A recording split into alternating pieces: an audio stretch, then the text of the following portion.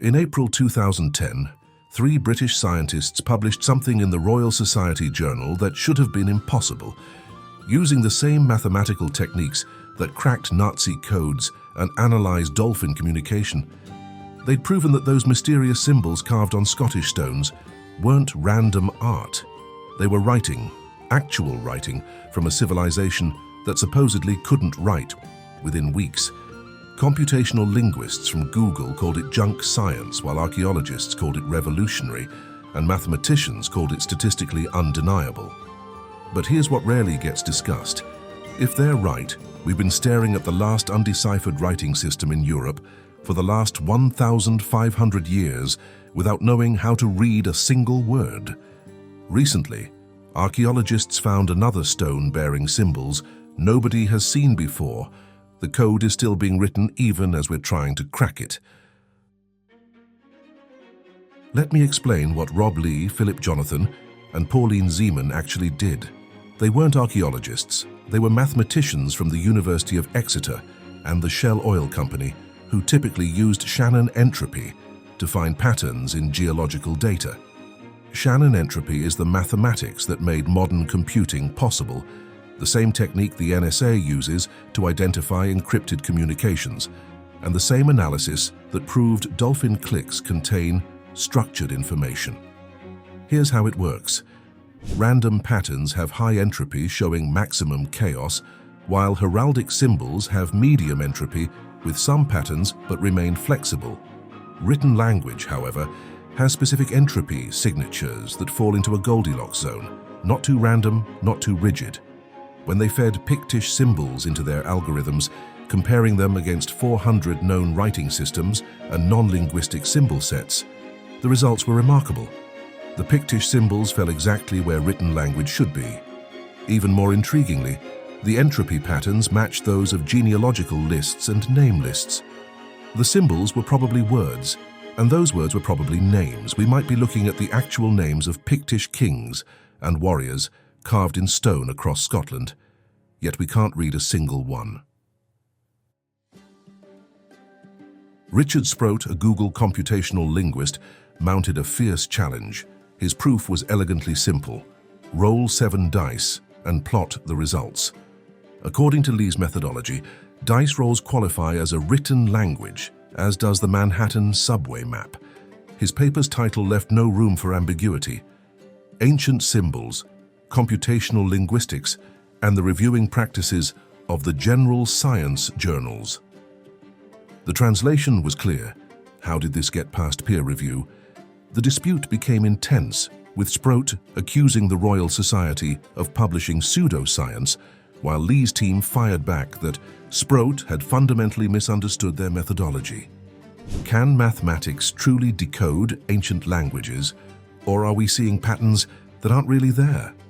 By 2014, Sproat published what he considered definitive proof, testing the methodology on everything from totem poles to weather icons. His conclusion: both Pictish and Indus Valley symbols were non-linguistic. Yet while mathematicians debated algorithms, archaeologists in Scotland were making discoveries that would completely transform our understanding. The critics face a challenge they cannot dismiss. We keep finding new stones. In 2022, archaeologists from the University of Aberdeen uncovered a Pictish stone in a farmer's field near Aberlemno, covered in symbol combinations never seen before. The corpus continues to grow. The dataset keeps expanding, and each new discovery adds pieces to the puzzle. The timeline itself has been revolutionized. In 2018, Gordon Noble's team from Aberdeen published radiocarbon dates that completely overturned everything. The symbols didn't originate in the 6th century, as everyone believed. They started in the 3rd or 4th century, 300 years earlier. This places them contemporary with the birth of Christianity in Scotland, the final decades of Roman Britain, and crucially, the emergence of Ogham in Ireland and runes in Scandinavia, Europe, was experiencing a widespread writing revolution, and the Picts were clearly part of it. Then came Tap o' Noth, the hill fort above Rhynie. The scale defied expectations. 4,000 people living at 500 meters elevation. Archaeological evidence revealed Mediterranean wine jars, glass vessels from France, and symbol stones integrated into what was clearly an urban center. A Pictish city existing before Scotland was supposed to have cities. This is just the beginning. The painted people reveals what archaeologists discovered at Rhynie, the DNA revolution that rewrote their origins, the battle at Dunnechtine that saved Scotland, their vast maritime network, and how they transformed into medieval Scotland. But here's where it gets incredible. You can actually taste their world. An exclusive recipe collection, available only at checkout, featuring stone circle porridge, chieftain's victory stew, and royal honey cakes. These recipes were lost for 1,500 years until isotope analysis revealed exactly what the Picts ate. These aren't guesses. They're the actual flavors rediscovered through archaeological science. Click below for instant access and bring ancient Scotland into your kitchen tonight. The harsh reality is that most undeciphered scripts never get solved. Linear A remains unreadable after a century. Proto-Elamite has defied translation for 5,000 years. The Pictish symbols present all the classic obstacles. The corpus is tiny, less than 1,000 symbols total across around 350 known stones, compared to millions of Egyptian hieroglyphs plus the Rosetta Stone. The inscriptions are frustratingly brief, averaging just 1 to 3 symbols per stone. We lack bilingual texts. While some stones bear Ogham inscriptions alongside Pictish symbols, these appear to be different messages. Most challenging, Pictish is a dead language that disappeared completely, by 1100 AD leaving no descendants. We don't even know with certainty whether it was Celtic or something older. A mystery explored through linguistic detective work and DNA evidence that has revolutionized our understanding of Pictish origins. Consider the Pictish beast, one of the most enigmatic symbols of all. This creature appears frequently among the animal symbols, yet resembles nothing found in nature. With its dolphin-like head, curved horn or spout, forelegs that sometimes appear as flippers, and distinctive curled tail, it has inspired endless speculation. Some scholars see a dolphin, others a kelpie, and some even suggest it represents an elephant swimming with its trunk raised like a snorkel. But what if it's not meant to represent an animal at all? What if it's a word, a title, or an abstract concept? Consider how Chinese characters work. The symbol for dragon doesn't depict a real creature, yet carries specific meanings such as power, imperial authority, and divine mandate. The Pictish beast might function similarly. We know symbols shift dramatically in meaning over time. The Christian cross began as an instrument of execution before becoming a symbol of salvation. This single mysterious symbol encapsulates the entire challenge. We're looking at images whose meanings have been lost to time, and without understanding the system, we can't decode individual elements. Technology is transforming how we study these symbols. Historic environment Scotland has begun laser scanning every Pictish stone with sub-millimeter accuracy, revealing details invisible to the naked eye. Weathered symbols suddenly become readable, and we can determine which symbols were carved first and which were added later. The democratization of this technology is equally revolutionary. 3D photogrammetry means anyone with a smartphone can contribute. Machine learning has begun identifying patterns humans have missed for centuries. Symbols that always appear together, symbols that never appear together. Regional variations and chronological changes. Some patterns are becoming clear. The crescent and V-rod appears on dozens of stones, making it one of the most common symbols, but always in specific contexts. The mirror and comb appear frequently, almost always at the bottom of compositions, possibly indicating female lineage. The double disc and Z-rod correlates with specific geographical regions. We're assembling a massive jigsaw puzzle, and we're finally accumulating enough pieces to glimpse the overall structure. The Drosten stone at St. Vigen's offers our most tantalizing clue. This stone bears both symbols and text in Latin letters reading Drosten ipe vorit et for cus. Thomas Owen Clancy believes Drosten is a Pictish name. Ipe Uoret means during the time of King Uoret, and et forcus is another name. This stone might be our Rosetta Stone. The symbols above could represent these same names in Pictish script, but determining which symbols correspond to which names remains the million-pound question. Another pattern has emerged. Symbol pairs dominate the corpus.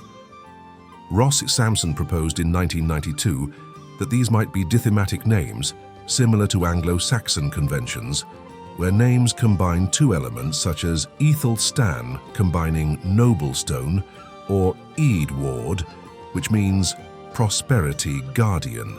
This would explain the frequent repetition, where common elements appear in different combinations. To prove this theory, we need to crack at least one pair. Everything changed when archaeologists began excavating at Rhynie.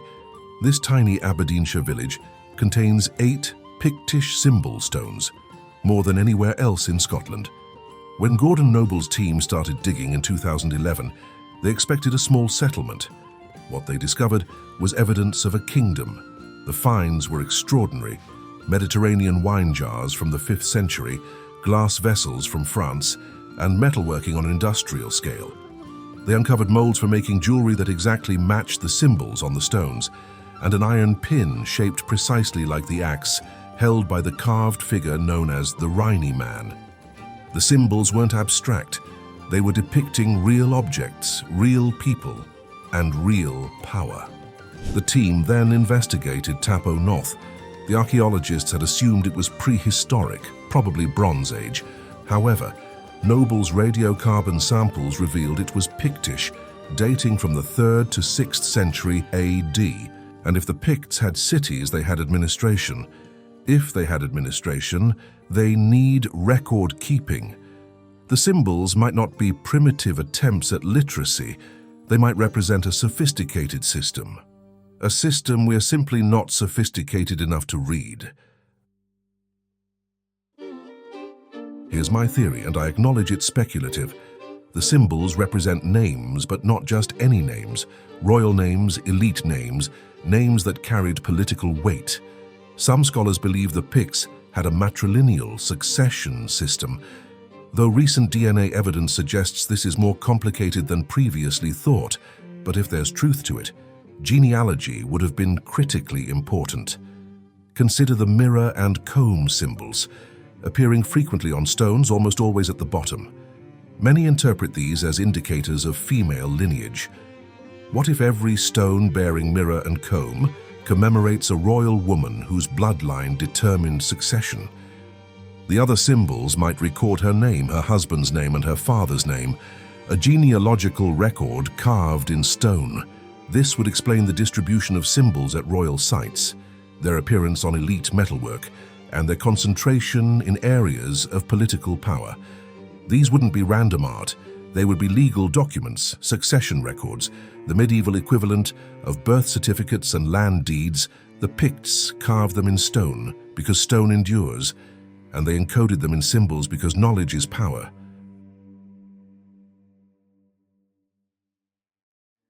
The convergence of evidence suggests we're approaching a breakthrough. The corpus continues to grow, technology keeps advancing, excavations accelerate. Someone, somewhere, is going to make a connection that unlocks this code. It might be a new bilingual inscription, a breakthrough in pattern recognition, or an archaeological discovery, providing the missing context. There's also a troubling possibility. We might already have everything we need. The key could be sitting in a museum basement, miscatalogued and forgotten, or carved on a stone lying face down in a Scottish field, waiting for a plough to flip it over. The breakthrough might not require new discoveries. It might simply require looking at old discoveries with fresh eyes. The Picts left us an elaborate puzzle. Around 350 stones, 50 types of symbols, 6 centuries of continuous use, and no instruction manual. We're attempting to meet this challenge with satellites and spectrometers, algorithms and AI, round-penetrating radar and radiocarbon dating, all of modern science arrayed against ancient symbols, and so far, the symbols have maintained their silence.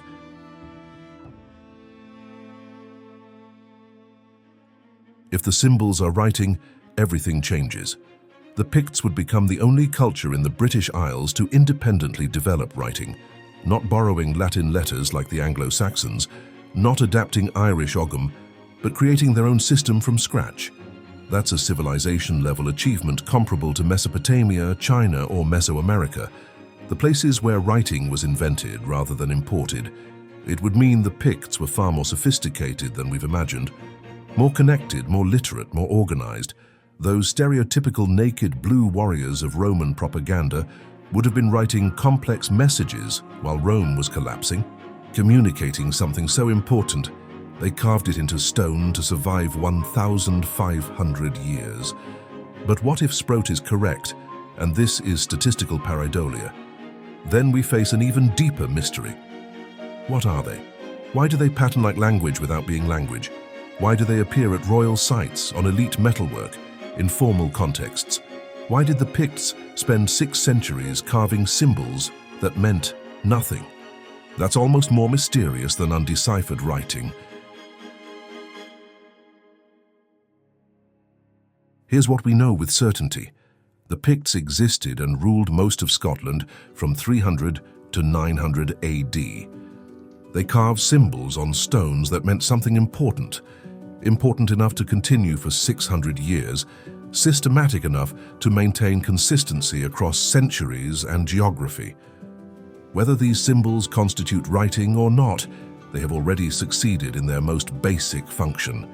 They've made us pay attention. The stones stand throughout Scotland, in fields, in museums, in collective memory. They bear symbols we cannot read, possibly names we'll never know, messages we may never understand. Yet, they wait with infinite patience for the right combination of eyes, technology, and insight. That moment when everything clicks, the silence breaks, and the Picts finally speak. That moment might arrive tomorrow, in a century, or never. But the search represents archaeology at its purest. It's why we dig, why we decode, why we never stop trying to hear the voices of the dead. Want the full story behind these stones? The Painted People delivers everything. DNA secrets that shocked researchers, fortress kingdoms, daily Pictish life, and their mastery of metal and stone. Click below to start reading.